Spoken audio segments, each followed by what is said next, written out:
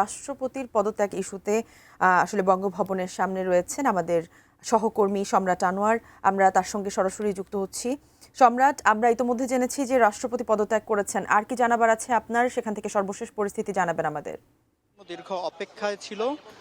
ছিলাম আমরা, সেই সংবাদের বিষয়েই জানাচ্ছি যে ইতোমধ্যে দেখতেই পাচ্ছেন যে আমাদের স্ক্রিনেও যাচ্ছে, ব্রেকিং যাচ্ছে যে বাংলাদেশের যে রাষ্ট্রপতি মোহাম্মদ শাহাবুদ্দিন তিনি কিছুক্ষণ আগেই পদত্যাগ করেছেন এবং এই বিষয়টি এখন নিশ্চিত করেছে এই সংসদ সচিবালয়ের পক্ষ থেকে বিষয়টি নিশ্চিত করা হয়েছে এবং সেই যে পদত্যাগপত্র গ্রহণ করার বিষয় এবং কিভাবে সেখানে গেল এবং সামগ্রিক প্রক্রিয়া নিয়ে ইতিমধ্যে 5টার দিকে তারা একটি সময় নির্ধারণ করে দিয়েছেন। সেই সময় আনুষ্ঠানিকভাবে একটা বক্তব্য সংসদ ভবনে সেখানে দেয়া হবে। তো এর আগে আমরা এখানে ছিলাম এবং এই বঙ্গভবন থেকে আমরা দেখেছি যে বঙ্গভবন থেকে বেশ কয়েকটি গাড়িও এখান থেকে বের হয়েছে। সম্ভবত ধারণা করা হচ্ছে সেই গাড়িতে করেই রাষ্ট্রপতির যে সাবেক রাষ্ট্রপতির যে সিগনেচার করার যে রেজিগনেশন লেটার, সেটাই পদত্যাগপত্র গিয়েছে এবং তারপরে সেটি সরকারের পক্ষ থেকে গ্রহণ করা হয়েছে স্পিকারের বরাবর যেটি তারা দিয়েছেন। তো সামগ্রিকভাবে আসলে এই বিষয়টি নিয়ে বেশ কয়েকদিন ধরেই আলোচনা ছিল যে এই রাষ্ট্রপতি আসলে কবে নাগাদ পদত্যাগ করতে পারেন। এর আগে আমরা দেখেছি যে যখন 24-এর গণ অভ্যুত্থানটা হলো,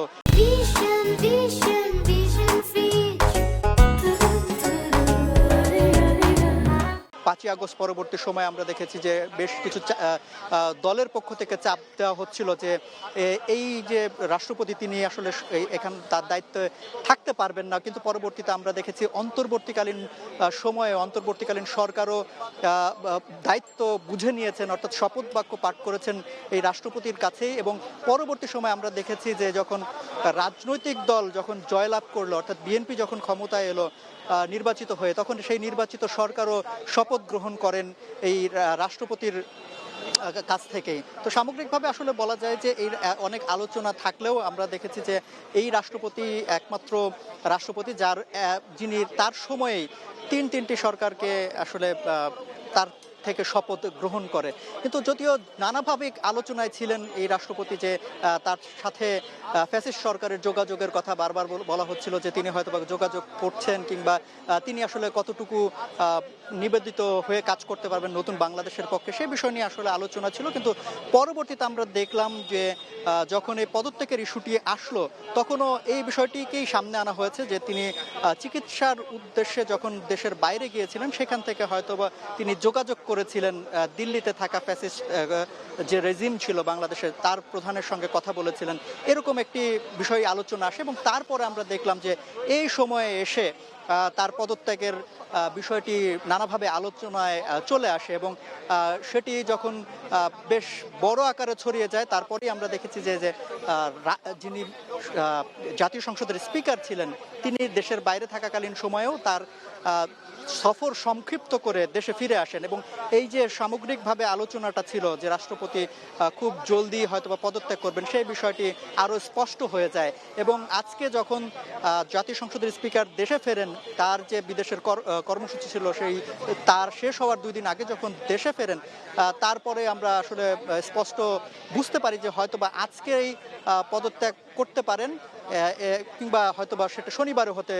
পারে। কিন্তু সামগ্রিকভাবে দেখা গেল যে সরকারও বেশ জলদি কাজ করেছেন এবং সিদ্ধান্ত নেওয়ার বিষয়টি তারা বিবেচনায় করেছেন এবং তারই ফলশ্রুতিতে আজকেই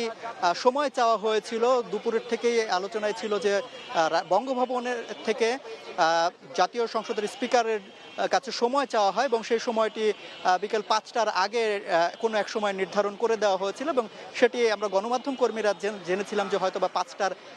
আগে কোনো এক সময় হবে এবং সেটি আসলে কিছুক্ষণ আগে নিশ্চিত হওয়া গেছে এবং সেই সময় নিশ্চিত করেছে জাতীয় সংসদের সচিবালয়ের পক্ষ থেকে যে এখানে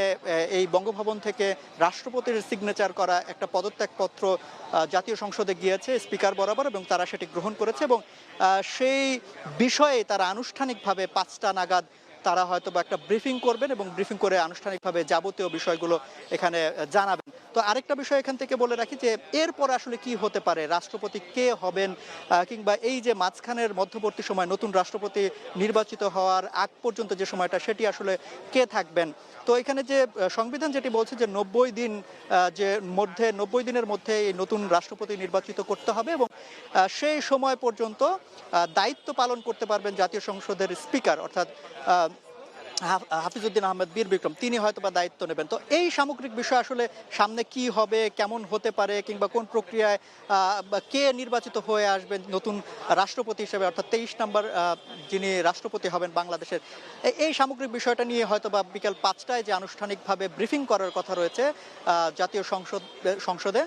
সেটি হয়তো বা হলেই বিস্তারিত আরো স্পষ্ট হবে, বিস্তারিত আরো জানা যাবে।